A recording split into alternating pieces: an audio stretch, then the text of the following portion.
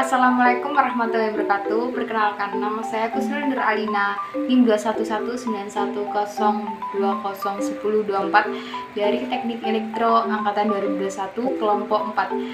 Di sini saya akan mereview materi LKM MTD. Yang pertama itu ada materi teknik penyusunan usulan kegiatan atau yang bisa disebut juga proposal. Dengan pemateri Insinyur Fanteri Aji Dharma Suparno, STMS IPM. Dari tujuan LKM MTD sendiri yaitu membekali mahasiswa dengan keterampilan menyelenggarakan kegiatan mahasiswa dengan perencanaan dan sistematika yang baik. Ada beberapa UKM dan Ormawa di UNEJ, yaitu ada tingkat universitas, tingkat fakultas, tingkat jurusan atau prodi. Nah, dari proposal diajukan selambat-lambatnya itu paling lambat 2 minggu sebelum pelaksanaan kegiatan. Untuk memudahkan komunikasi pada proposal lebih baik dicantumkan nomor telepon ketua atau kontak person. Kemudian ada pertimbangan dalam memilih program. Yang pertama, efektivitas dan efisien. Yang kedua, kesesuaian dengan bidang garapannya. Yang ketiga, peningkatan kesejahteraan mahasiswa. Dan yang keempat, peningkatan kebersamaan mahasiswa. Dan yang kelima, peningkatan nasionalisme atau kebangsaan.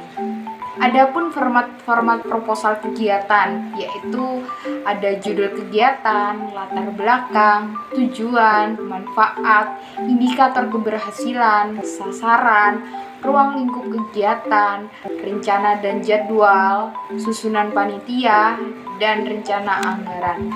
Kemudian yang terakhir yaitu lampiran.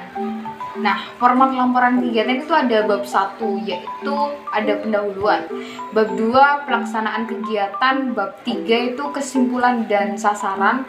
Kemudian lampiran-lampiran. Saran untuk penyempurnaan proposal itu ada beberapa, yaitu format proposal mengacu buku panduan oleh UNEJ. Kemudian harus ada tanda tangan ketua, tanda tangan yang dibutuhkan dalam proposal tersebut. Kemudian ada persetujuan dari tim TDKB UNEJ. Kemudian ada kesalahan-kesalahan yang harus dihindari dalam membuat proposal, yaitu tidak menyerahkan proposal kegiatan, kemudian format tidak sesuai dengan panduan, kemudian tidak ada pemantauan tindak lanjut proposal, lalu jumlah panitia lebih banyak daripada sasarannya, kemudian kwitansi ditandatangani sendiri, tidak legal formal. Lanjut, kemudian ada hal-hal yang perlu diperhatikan dalam pelaksanaan kegiatan, yaitu yang pertama itu disiplin, itu yang paling penting. Yang kedua ada penyebutan gelar dengan benar. Kemudian panitia harus bekerja sama secara sinergis dan produktif. Lalu penutup.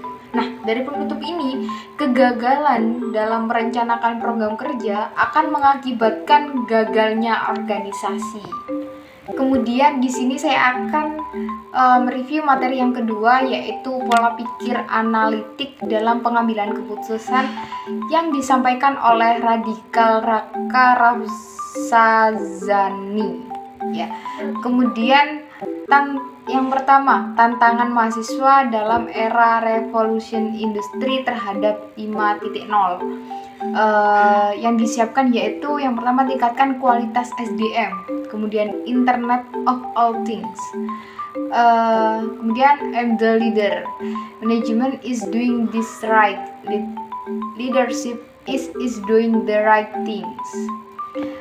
Kenapa kita harus jadi leader? Kenapa? Yang pertama itu our pulse, yang kedua itu calon orang sukses, yang ketiga itu course we need, yaitu faktor keadaan, kebutuhan. Kemudian leadership is not making all the decisions.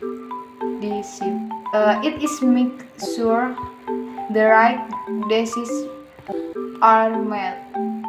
Kemudian leadership skill, yaitu ada manajemen, memotivasi, membina, kenyamanan. Kemudian ada function of the leader. Yang pertama ada instruksif,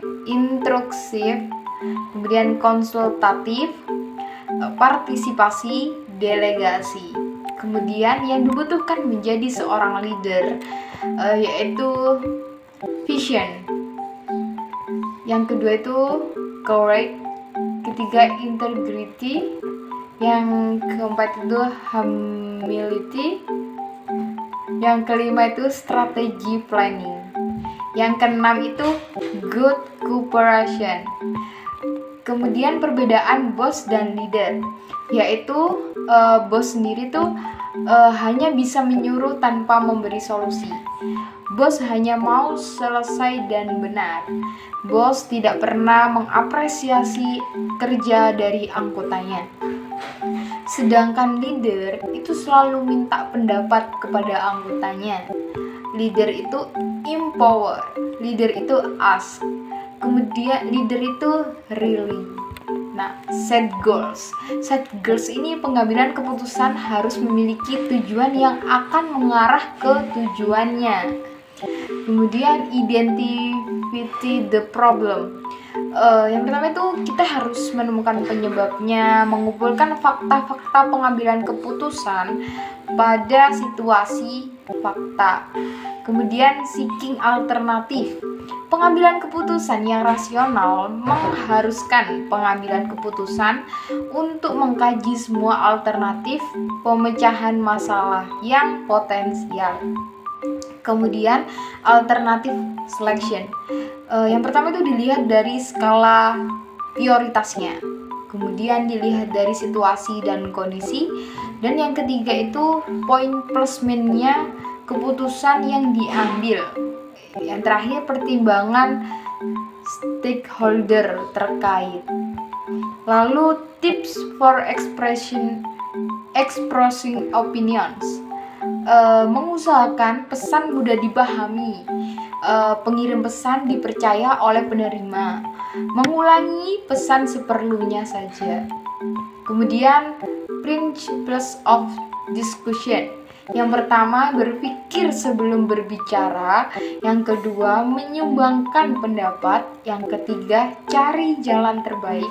Yang keempat, dilarang memotong pembicaraan saat ada interupsi. Yang kelima, jangan ragu. Yang keenam itu pahami informasi. Nah, kemudian saya akan mereview materi yang ketiga, yaitu tentang strategi perencanaan kegiatan dan penyusunan usaha kegiatan secara efektif yang disampaikan oleh Alvin Saka Mahasin.